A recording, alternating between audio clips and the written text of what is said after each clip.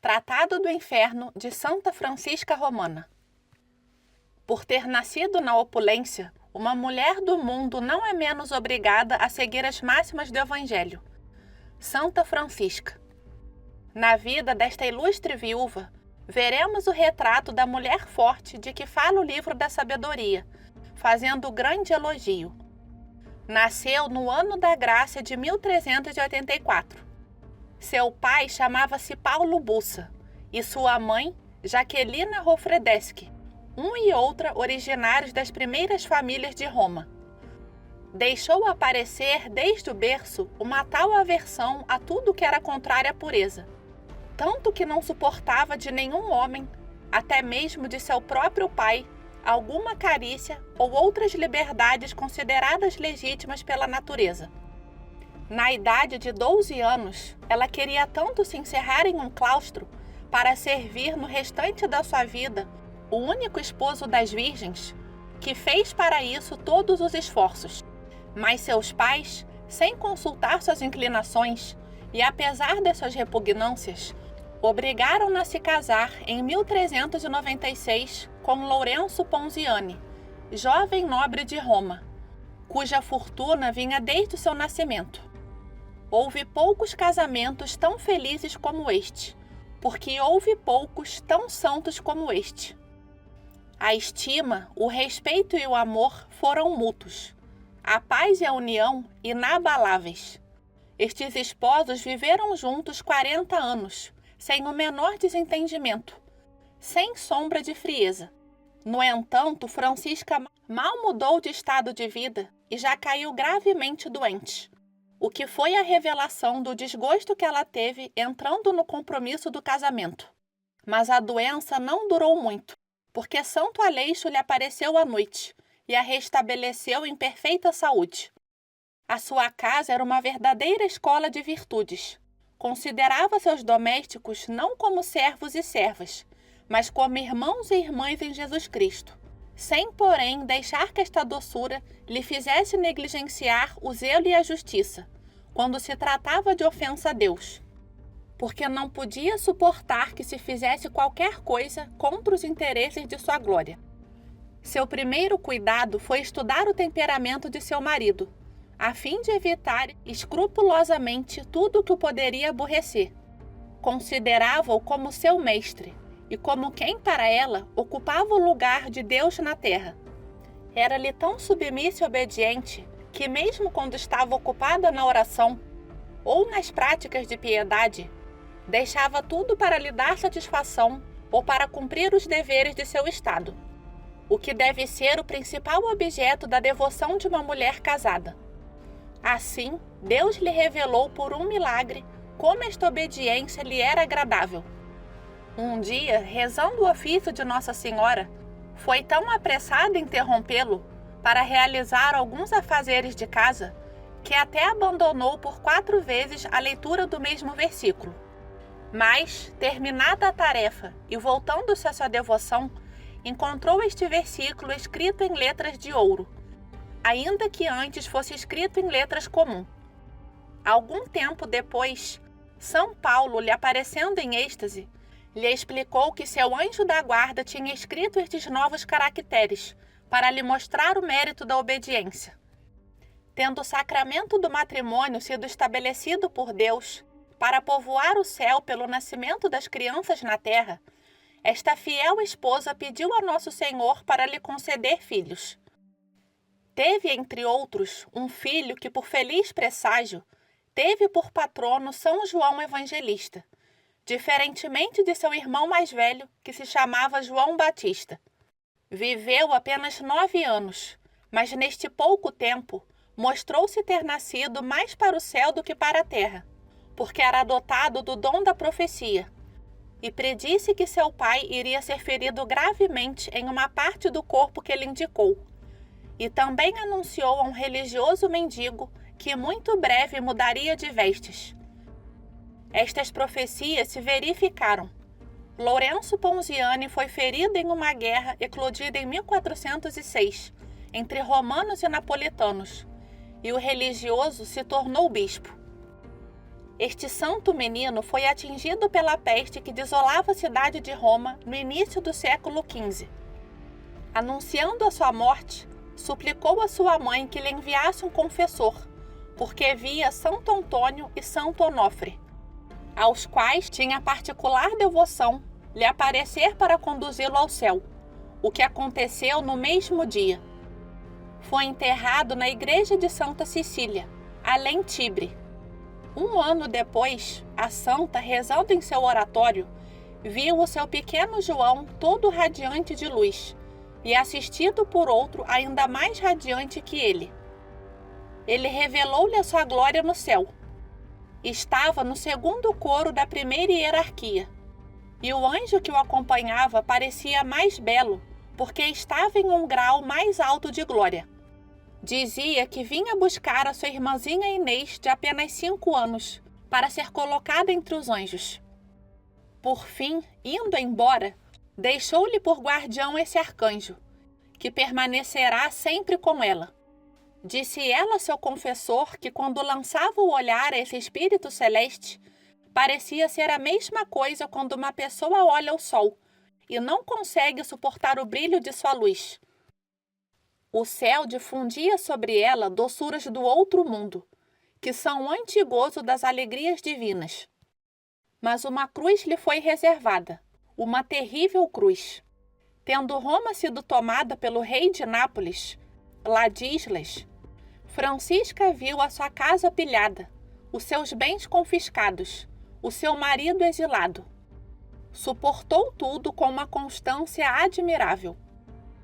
A tempestade agitava exteriormente, mas a tranquilidade estava em sua alma, e em seu rosto a serenidade. A tormenta passou, o seu marido voltou do exílio, os seus bens foram restituídos, a paz entrou em sua família. A virtuosa mulher aproveitou dessas desgraças para persuadir seu marido a levar uma vida de perfeita continência. O esposo, santificado pelas virtudes celestes de sua esposa muito querida, concordou com tudo o que ela queria. Desde então, ela comia apenas uma vez por dia, alimentando-se apenas com pão e água, e também alguns legumes sem sal que comia uma vez por dia. Ela jamais se permitia, durante toda a sua vida, vestir roupas finas, e trazia debaixo dos vestidos de sarja um áspero cilício e uma cinta feita de crina de cavalo. Além disso, trazia um círculo de ferro que feria sua pele. Não contente com esse instrumento de penitência, que conservava dia e noite, tomava várias vezes a disciplina feita de corrente de ferro com pontas agudas. Só a obediência, que ela preferia a todos esses atos, lhe fez moderar estes rigores, quando seu confessor se viu obrigado a lhe mandar usar de moderação. Acrescentava a esta austeridade as obras de misericórdia, assistindo os pobres, que ela considerava como imagens do seu Salvador crucificado. Para fazer isso com mais vantagem e mais liberdade, se fez acompanhar por sua cunhada Vanosa, alma muito virtuosa. Iam juntas de porta em porta pelas ruas de Roma, pedindo esmola em favor dos necessitados. Deus agradou-se tanto desta conduta que realizou vários milagres em favor delas, multiplicando o pão e o vinho que distribuíam por seu amor. Confessava ordinariamente toda a quarta-feira e todo o sábado, e comungava ao menos uma vez na semana. Frequentava muito a igreja de São Pedro, no Vaticano, a de São Paulo, fora da cidade, a de Santa Maria, em Aracoeli, a de Santa Maria Nova e a de Santa Maria, em Trastevere, sempre acompanhado de sua cunhada.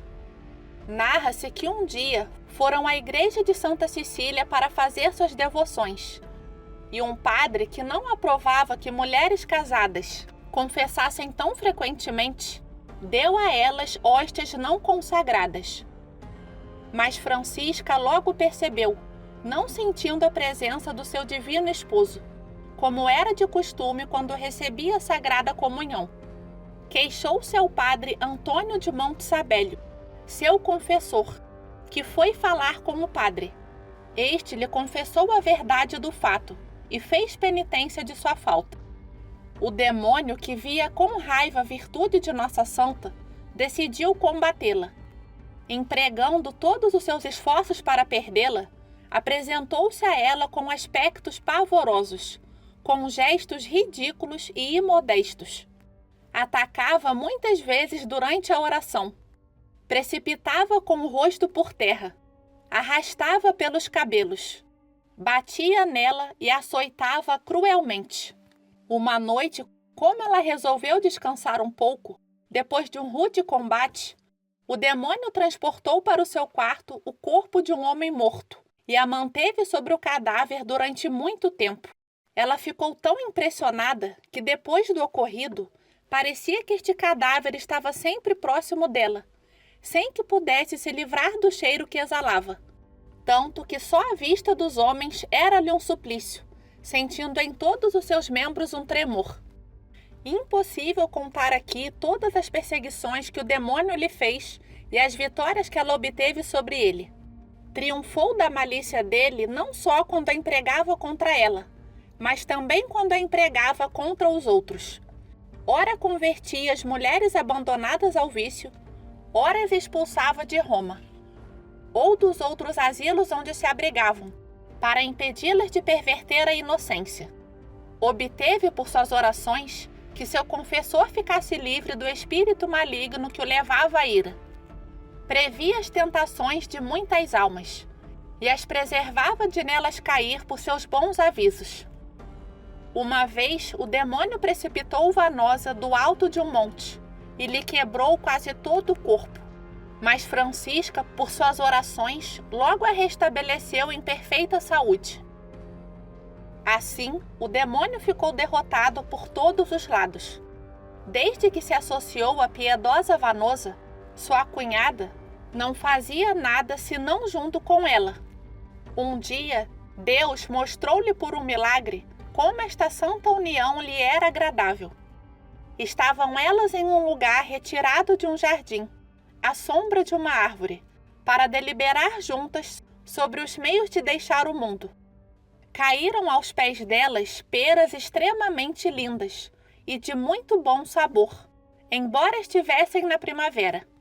As duas mulheres trouxeram as peras cada uma ao seu marido, para, por este prodígio, fortalecê-los na vontade de servir a Deus e dar a elas liberdade de fazer o mesmo. Em 1425, nossa santa empreendeu em erigir uma congregação de moças e viúvas que se dedicassem perfeitamente à piedade e à devoção, sobre a regra de São Bento. Ela ficou assegurada neste piedoso projeto por várias visões celestes, onde lhe apareceram São Pedro e São Paulo, São Bento e Santa Madalena, que lhe prescreveram regras para suas religiosas. Um dia parecia ver que São Pedro, depois de lhe ter dado um véu e de tê-la abençoado, a oferecia a Nossa Senhora para ser recebida sob sua especial proteção e salvaguarda. Foi então que, voltando a si, redigiu as regras que desde então foram observadas em seu mosteiro, tais como lhe foram reveladas nas admiráveis visões. E, tendo-as comunicado ao seu confessor, foram aprovadas pelo Papa Eugênio IV. A bem-aventurada Francisca tinha então cerca de 43 anos, dos quais 31 anos casada. Ao longo dos 12 anos que depois ainda viveu, Deus fez brilhar a sua santidade por meio de vários prodígios e curas milagrosas. Mas a sua humildade fazia tudo para esconder tais milagres, aplicando remédios nas partes feridas dos enfermos, mesmo que fossem contrários à saúde. Nada ainda dissemos da particular assistência dos anjos que ela recebia. Já vimos que, além de seu anjo da guarda, Deus lhe ofereceu um segundo, que a acompanhava visivelmente.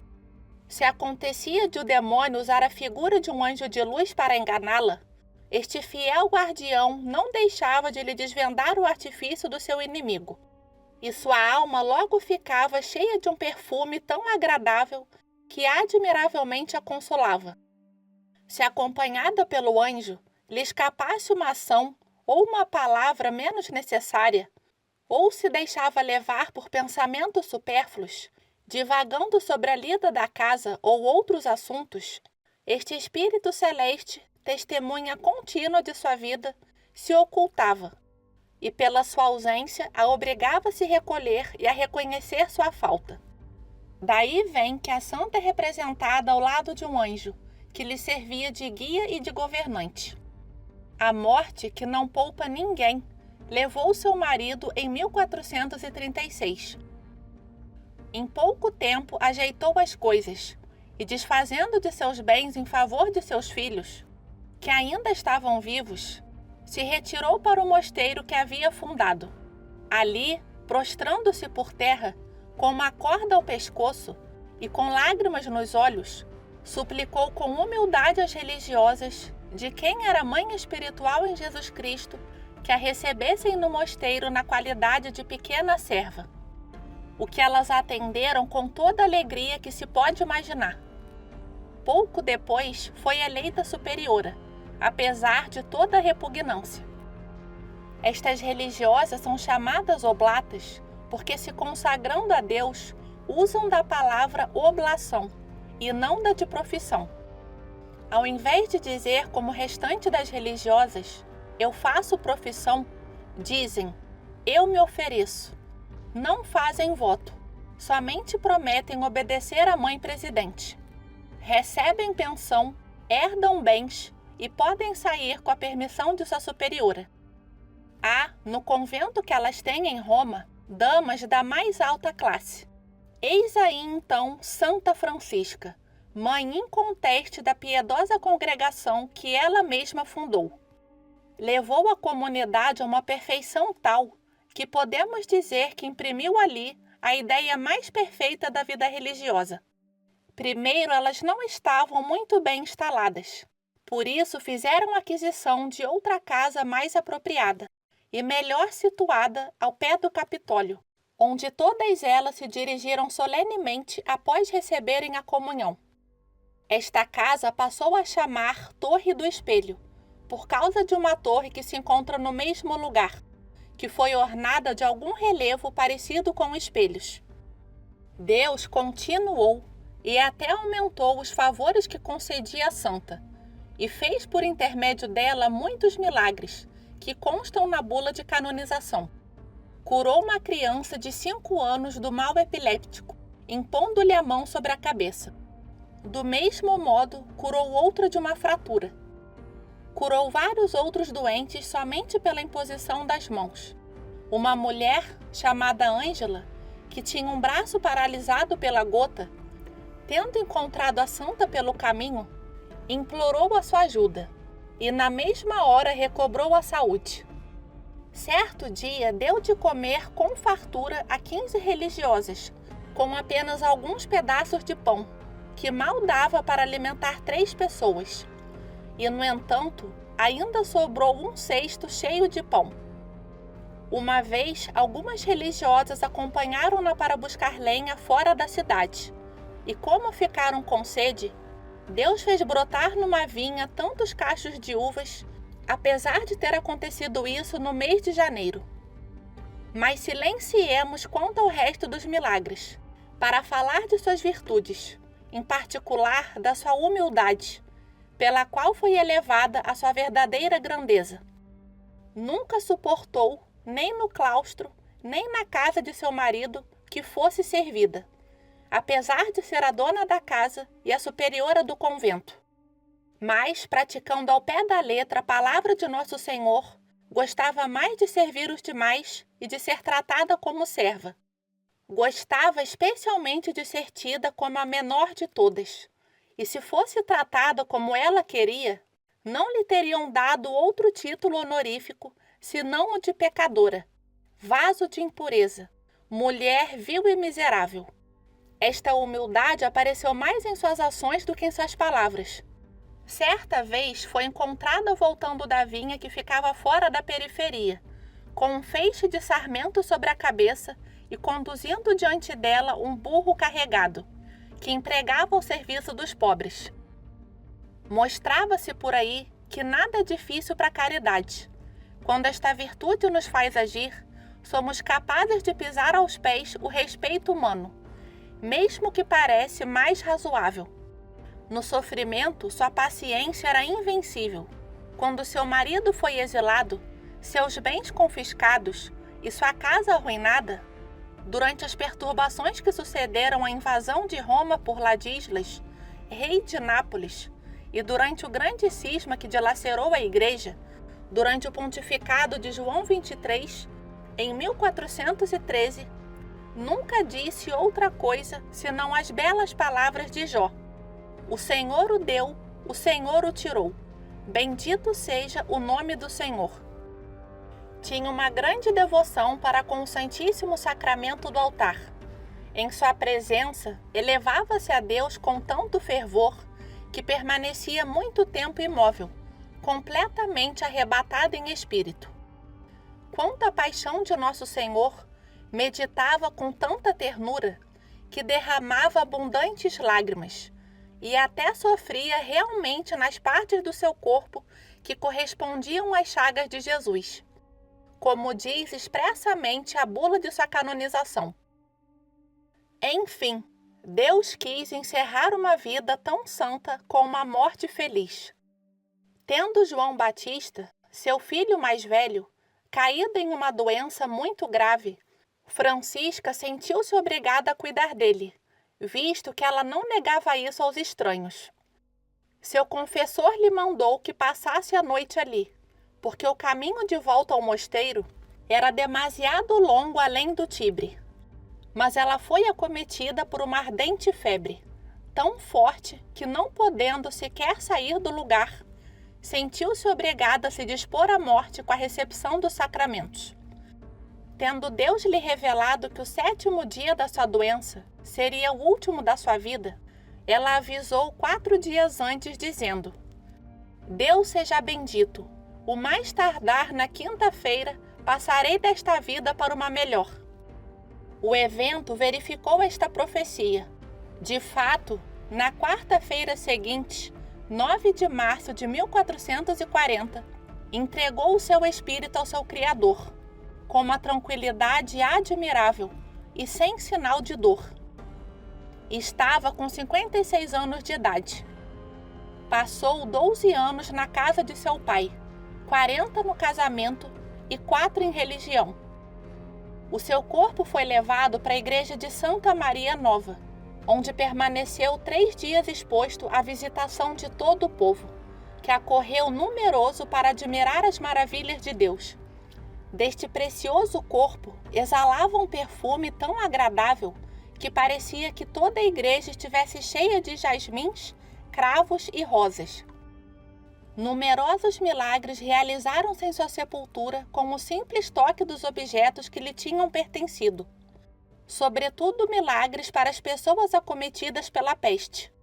Um fabricante de perfume, chamado Jerônimo, estando no fim da vida, foi curado depois de ter tocado uma roupa da santa.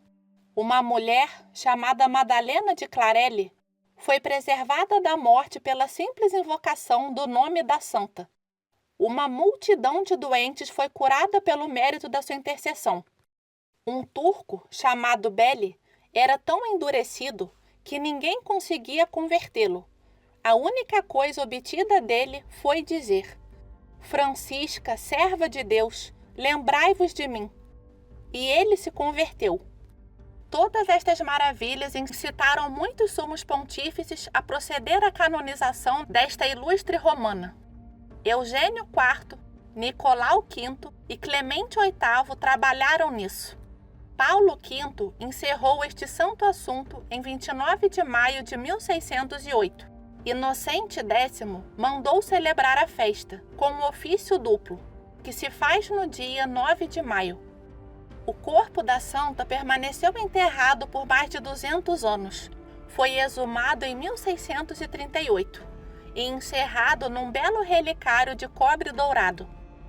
A festa de Santa Francisca é feriado em Roma, como era em Paris a de São Roque antes da Revolução, isto é, sem ser de preceito.